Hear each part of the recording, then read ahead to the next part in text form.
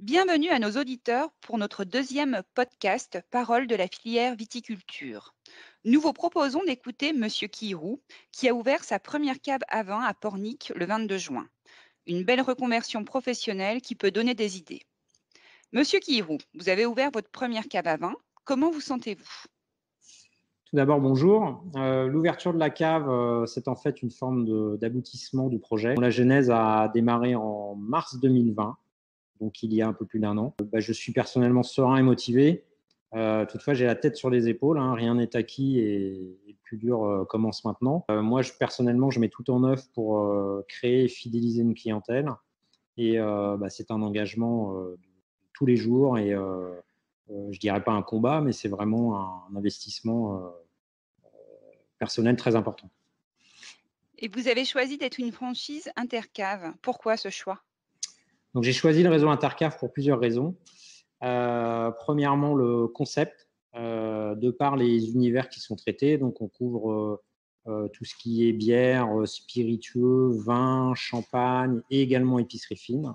J'ai aussi apprécié chez eux la largeur, la profondeur de gamme, parce que chez moi, je peux proposer environ 800 références. Et puis également, il y avait un élément qui était important, c'était le panier moyen, qui est le plus élevé de la profession, hein, puisqu'on a à plus de 60 euros le panier moyen.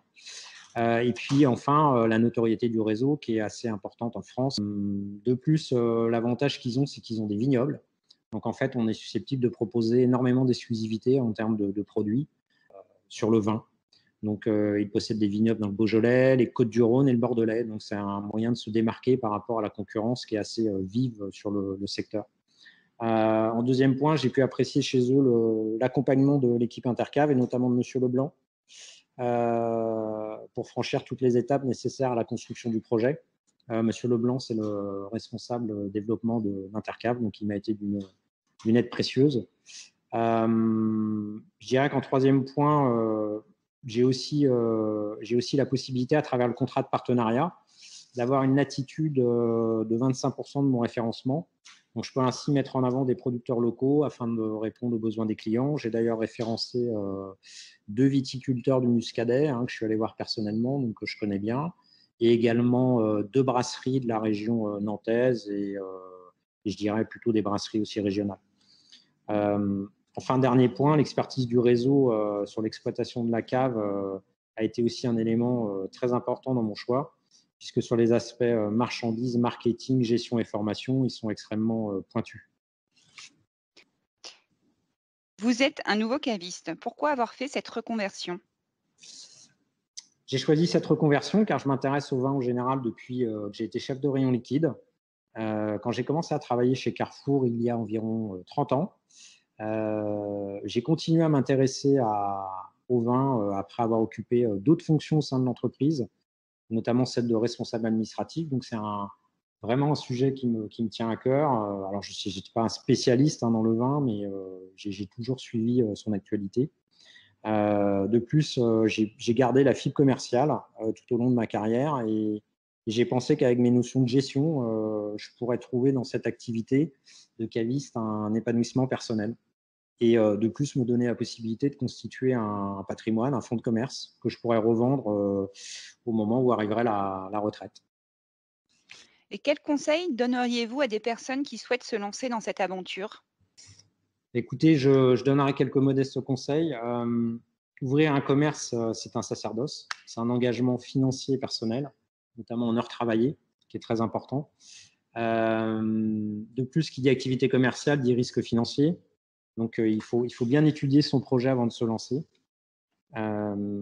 Il faut prendre du temps pour bien choisir sa tête de réseau si l'on souhaite travailler, par exemple, en franchise. Il faut se renseigner sur son expertise, son savoir-faire et son accompagnement.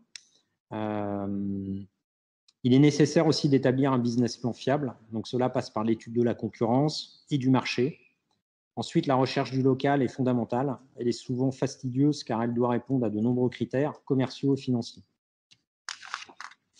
L'aspect négociation du bail est aussi très important. Il faut bien verrouiller les points et veiller à garder une forme d'équilibre entre le bailleur et le locataire. Il faut aussi en même temps trouver les financements auprès des banques. Ça, c'est un point évidemment extrêmement important. D'où la nécessité d'arriver en rendez-vous chez votre banquier avec un compte d'exploitation bien ficelé et cohérent établi par un comptable. Pourquoi avoir choisi Vitibank? Alors j'ai choisi Vitibank pour plusieurs raisons. Monsieur Choplin, mon conseiller, a cru en mon projet très rapidement et a su me faire partager son enthousiasme. Vitibank a été la première parmi toutes les banques à se positionner très rapidement en proposant, grâce à son expertise et son analyse, une offre sur mesure après étude de mon dossier. Je tenais à remercier Monsieur Choplin qui m'a suivi très régulièrement et a pu m'encourager dans les moments plus délicats que l'on peut passer quand on est en phase de création de société. Merci Monsieur Kiirou pour ce riche échange. Vitibank vous souhaite une belle ouverture. Nous vous donnons rendez-vous en septembre pour notre prochain podcast.